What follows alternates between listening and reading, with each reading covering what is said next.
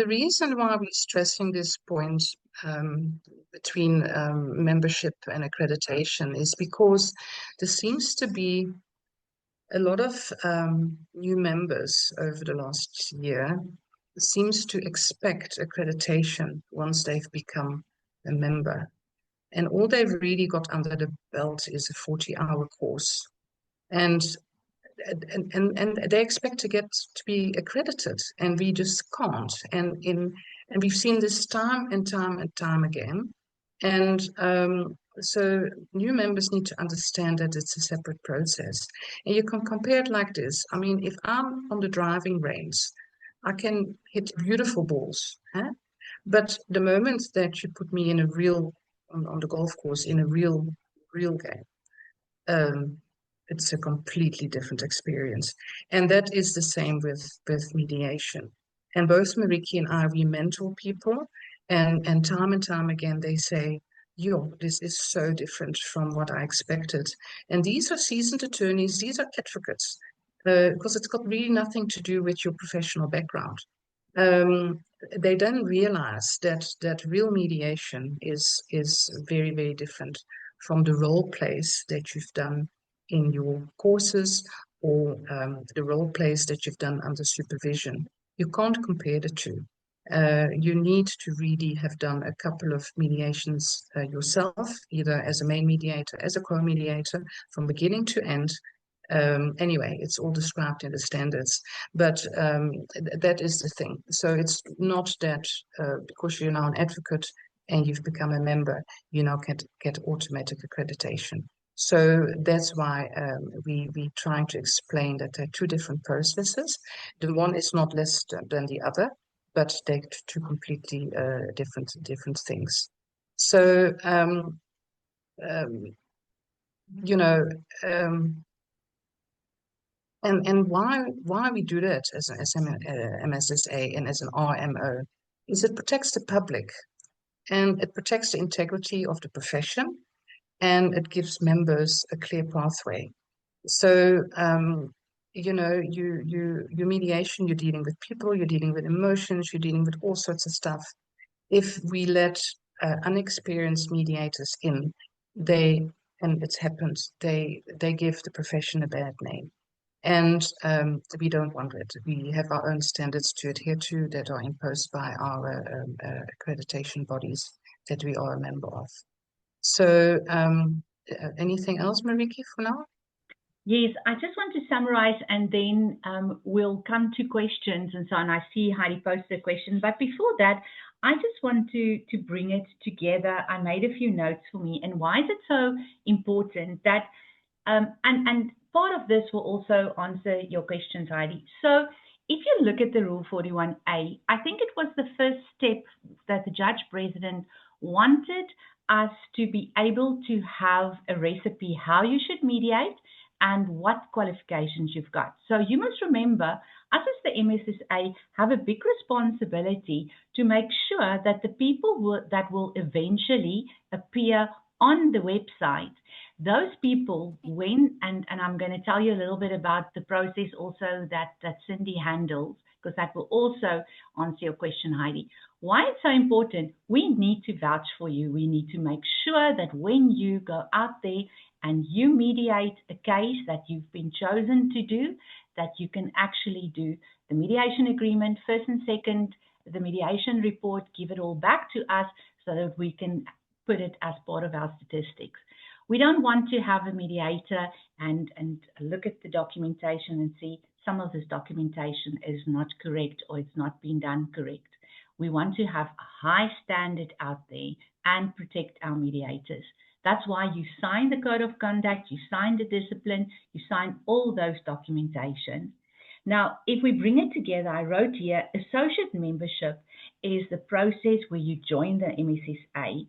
So you commit to our ethics, our discipline, and the benefit to it is that you then understand that your accreditation, if you choose family law or commercial or RAF, that expertise in that field we will look at. We've got a whole panel that will look at it.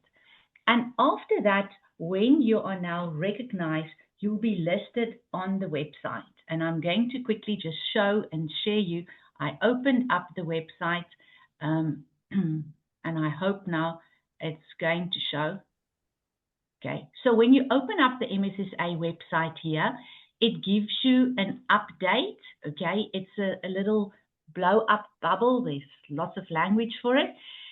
And you can actually get the documentation for case registration there. If you want to register for a webinar, if you want to look at the accredited mediators, the qualified Quarternext mediators, your membership application, or you just want to request a service. So this is a quick go-to. And then what you do is you'll click on the membership and accreditation, and all the information that myself and Jackie gave you tonight, all the docs are there. There's the application process for associate membership and the process for accreditation. There's the blocks that you can click in where you'd like to go. And if you want to go to associate and start your process, there's the details. You'll fill it all in and send the message and pay now. So that is the way to go about it. There's the accredited mediators, like I said, on the website. And if we open, for instance, here, let me just move this window. We open Jackie over there. You would see her beautiful face and her CV, her qualifications, and a little bit about herself. And you'll view her certificate there. She's an accredited member, and that is all put out there. So that is where you can go and view. Now, the difference between a RMO is we would like you to understand what it entails, the Rule 41A work, and that's why we've been doing webinars and workshops last year, because we also had to study it, and Sean gave us a lot of information. And we're going to continue. We've got a webinar coming up on the 4th of March that tells you what after you should do when your whole mediation is done. So we've thought of all of these processes. It's not just something that that we thumb-sucked. Okay, thank you for that, Cindy. So saying all that, and before we ask and answer all the questions, anything else we want to add there from your side, Jax, or anything you want to add, Sean, or you want to add, Chris? Yeah, I'll ask a question. Maybe you can answer it, but well, can I ask now since I'm talking? Yes, you're welcome. What if my helper, for example, she doesn't have a degree, but she wants to do mediation. She's done the 40-hour course. She applies. Practically, she doesn't have any higher education than a grade 10. Well, what happens then? Or she's still studying towards a degree. What is your question? Is she stuck towards a degree? Yeah, she's still busy studying, but she doesn't have any qualifications, except for she did a 40-hour course at some other mediation place. Can she start mediating? And or can an associate member mediate? Okay, and is she associate member? Jackie, yeah. So let me and Jackie just unfold this, and it's a great example. Okay, so everybody out there, you start off as associate. That's your ticket to get in, so that you can have access to yourself, Sean. You have observers, we call it observers. Tell them quickly about observers. Now that you're on the punchline, then I can carry on. What is observer? Tell them quickly that they need to sign that agreement. Oh, well, observer is it's part of the training requirements if you want to be accredited or if you want to practice. So you can sit in as an observer while one of the accredited or the co-mediators are busy training. You can ask them to be observer, which means your screen will be off, your mic will be off, but you can see how the mediation is taking place. You can learn from observing, and so by observing, and I see in our requirements, there's a number of observations that you should attend to qualify, and during that process, you will be debriefed afterwards, and there will be questions to you like, what did you like? What did you learn from this? Where did you see the change or the flip in the minds of the plaintiff or the defendants happened? Why do you think it happened? More so you can learn as well. So observing, you sit on the bench as far away and you just observe the play that's happening in front of you. And that's why you have to be an observer. You cannot become accredited or a mediator without observing first, because you need to learn, and then you have to do your own mediations as well. But for example, now, Mariki, in my case, let's say you're still studying. I can even use a student. I don't have to use my helper. And she's, but she doesn't have a degree. So if you don't have a degree, question then is, you can't become a court accredited mediator, because according to the court, you have to have a qualified, you have to have a degree. But you can be a mediator, but not a court accredited mediator. So even if you're studying, you can still do it. You just won't be court accredited, but you still have to comply with the requirements to be able to run a mediation.